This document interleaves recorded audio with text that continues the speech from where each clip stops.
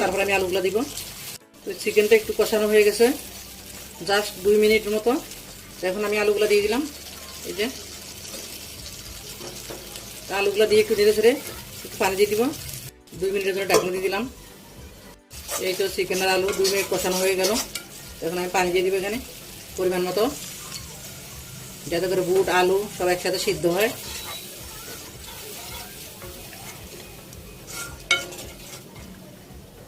এই তো পানি দিয়ে নেড়ে ছেড়ে আমি ঢাকা দিয়ে দিলাম। এই তো 5 মিনিটের মতো কষিয়ে নেওয়া হয়ে গেল। এখন কষানোর পরে আমি দিয়ে দেবো যে এখানে 1.5 কাপ ছোলা বুট আছে, ছোলা অথবা সোনা বুট যেটাই বলেন না কেন। এখানে আমি দিয়ে এগুলো আমি ভালো করে লবণ দিয়ে সিদ্ধ করে নিছি।